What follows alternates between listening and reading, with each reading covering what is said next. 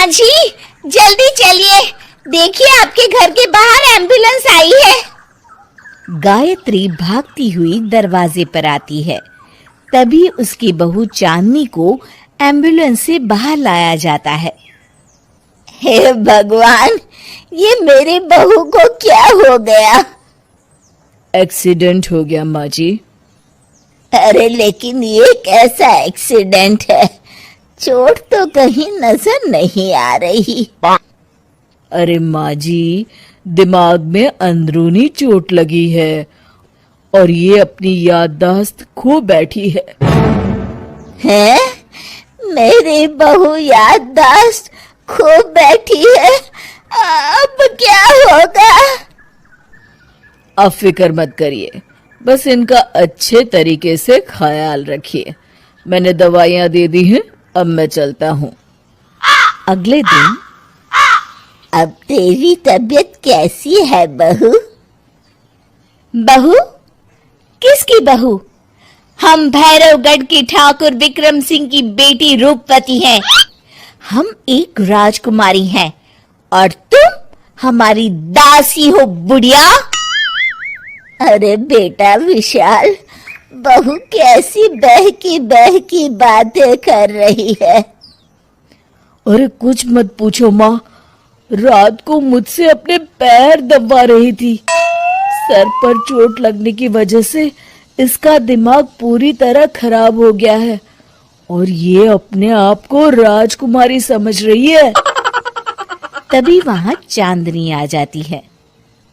तुम दोनों यहाँ क्या खुसुर फुसुर कर रहे हो? कहीं तुम दोनों मिलकर हमारे खिलाफ कोई षड्यंत्र तो नहीं रच रहे हो? हम तुम्हारा सर तलवार से उड़वा देंगे, समझे? अरे नहीं नहीं राजकुमारी जी, हम तो आपके सेवक हैं। भला हमारी इतनी हिम्मत? कहिए, आपने यहाँ हॉल में आने का कष्ट कैसे किया?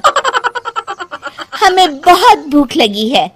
ए दासी, जल्दी से हमारे लिए भोजन का प्रबंध करो। आज हम शाही कबाब खाएंगे। विशाल अपनी माँ को चांदनी की बात मानने के लिए इशारा करता है। ठीक है राजकुमारी जी, मैं अभी आपके लिए भोजन लेकर आती हूँ। इस तरह विशाल और उसकी माँ ना चाहते हुए भी चांदनी की जी हजूरी में लगे रहते हैं। लाओ माँ, जल्दी से मेरा टिफिन दो, मुझे देर हो रही है। अरे ठहर जा, जरा दम तो लेने दे मुझे। सारे घर का काम मुझे अकेली को करना पड़ता है। तेरी बीवी तो राजकुमारी बनी बैठी है, सारा दिन हुक्म चलाती रहती है। अरे माँ, मेरा भी तो यही हाल है। फिलहाल तुम मेरा टिफिन दे दो, मैं चला। रुको, कहाँ जा रहे हो? अरे मर गया रे, ये कहाँ से आ धमकी?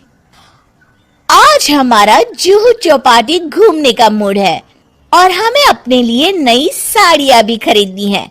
चलो जल्दी से अपना वाहन निकालो और हमें ले चलो। अरे अब तो मैं गया काम से। अगर आज मैं वक्त पे ऑफिस नहीं पहुंचा तो मेरा बॉस मुझे नौकरी से निकाल देगा। मरता क्या न करता।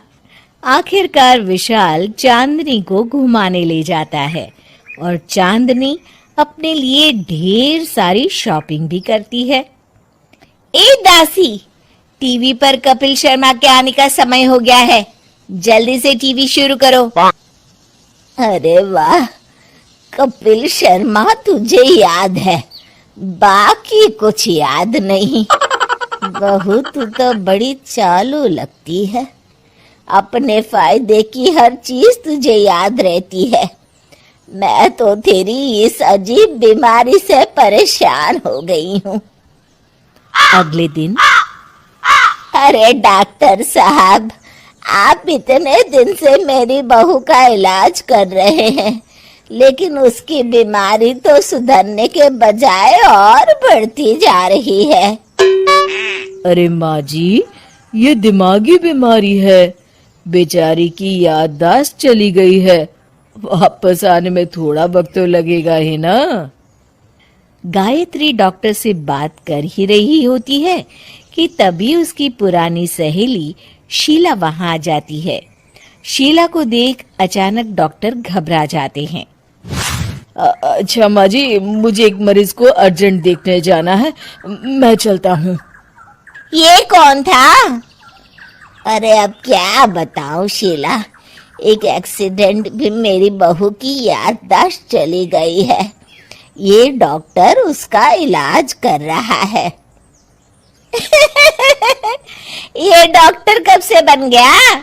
अरे ये तो चमन पान वाले का लड़का है, सारा दिन नौटंकी करता रहता है। अच्छा तो ये बात है, अब मैं समझी। मेरी बहू और ये पान वाले का लड़का दोनों मिलकर मुझे बेवकूफ बना रहे थे। चल तू मेरे साथ। गायत्री शीला को एक बड़ा सा डंडा हाथ में देकर अपनी बहू चांदनी के कमरे में ले जाती है। बहू, ये मेरी सहेली है, एक डॉक्टर है। इसने तेरे जैसे न जाने कितनों का इलाज 2 मिनट में कर दिया है। इसका कहना है कि सर पर जहाँ चोट लगी हो, अगर उसी जगह दोबारा किसी बड़े डंडे से जोर से मारा जाए तो मरीज की याददाश्त वापस आ जाती है। देख, हम डंडा भी लाए हैं। अपनी सास की बातें सुनकर और हाथ में बड़ा डंडा देख चांदनी घबरा जाती है।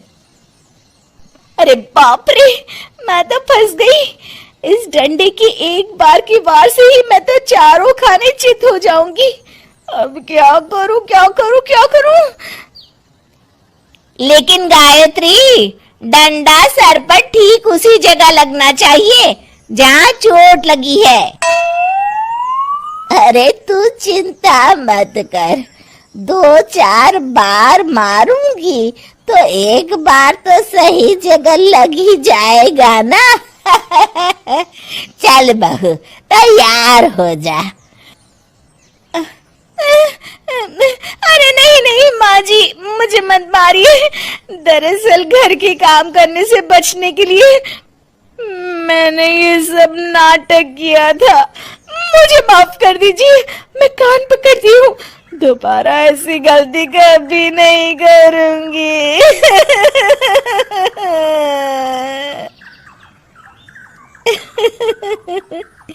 क्यों दोस्तों, कहानी कैसी लगी हमें जरूर बताइएगा।